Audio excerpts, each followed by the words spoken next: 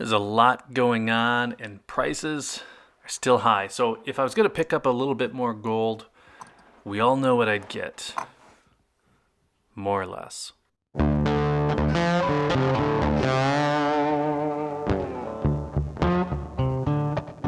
So there is this idea that gold is gold, and it just really doesn't matter what you buy. As long as it's shiny, as long as it's yellow, even yellowish, it's all the same thing. I personally don't really subscribe to that, and I have a goal, and that goal involves getting a hold of 2 more buffaloes and then 2 more eagles. It's pretty specific.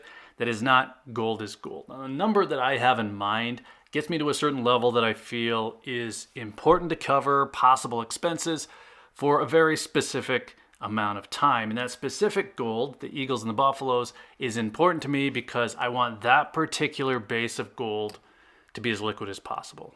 And then anything beyond that certain amount of those certain coins, well, that drops into a slightly different category, and that is probably as close to gold is gold as I get. Now, that might be something that I just like for some reason. Maybe I got it for a really good price, and maybe it's something that I think is going to be worth more down the road. But it's not an eagle, it's not a buffalo, and in a situation like we're in right now, maybe it doesn't even matter. It's gold. I think I mentioned this one earlier in the week, or at least I alluded to it, but this showed up on Monday. This is the 2022 Perth Mint Dragon from the Chinese Myths and Legends series. And I talk about this series a lot. It's just one that I really like, and I've also talked about this particular coin in a particular series before as well, because this is my second. I now have 2 of these. It might not be what I should have picked up, but there is a reason that I bought when I did. It's definitely shiny, and it's definitely yellow. So that gold is gold. Okay, so I just posted a video about the run on spot price. And in that video, I broke a new buffalo out of that first strike packaging. So this coin, regardless of that packaging, that really doesn't make any difference. This is the coin that I should be buying because like I said, I only have a few left before I hit my goal on these. And the goal might not seem important to you, but to me, it's something that if I were to hit it, it makes it a little bit easier to sit out on the sidelines, watch the spot price go up, and then only come back in when it makes sense.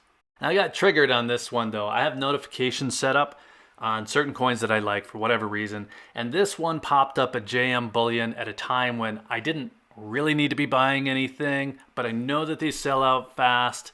And I guess the price was right. The spot at the time was just below $18.20. And that was just a few weeks ago.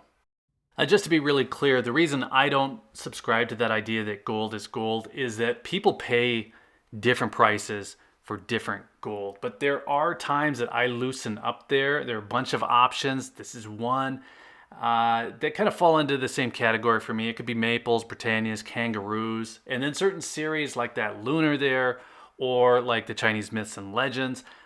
Now, I know that I can sell any of them pretty easily, and I know that I can find most of them at least for a pretty good price at any given time. So maybe it's a little bit different for the series coins. You have to grab them when they're initially released, but it's still a pretty broad category. That is my gold is gold category. The reason that I don't include, say, Kulkrugs or Old Philharmonics or scrap gold, whatever happens to be the cheapest gold at the time, it's pretty simple. It's because I don't need to. Pretty easy to find gold in that category between 4 and 7%. Now, some of these I paid a little bit more for because I bought them after they were released.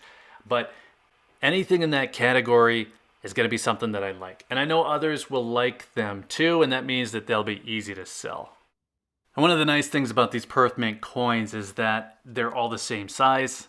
They all come in the same capsule. So even if I'm off the path, I'm not buying my standard stuff. It just doesn't feel random to me since everything here is uniform in terms of storage. And the Royal Mint, they have that kind of thing going as well. Their series coins are similar to their primary, to the Britannia.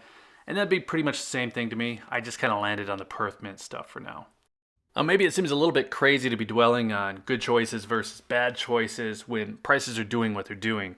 Even though prices are jumping around all over the place, it wasn't even a month ago that price was hovering around $1,800. So prices have definitely shot up. And as much as I like this series and as much as I like this coin, I did think that I messed up a little bit. I didn't think to myself, gold is gold. I thought to myself, I should have grabbed that buffalo since I'll probably be waiting a little while for prices to come back down. And don't get me wrong, this is a fantastic looking coin, and definitely not something that I'm complaining about. Now, the elephant in the room is going to be February's CPI numbers. They're being released Thursday. Today, if you're watching this, I'm filming this before seeing the numbers, so that makes it hard to comment on what it might do to prices.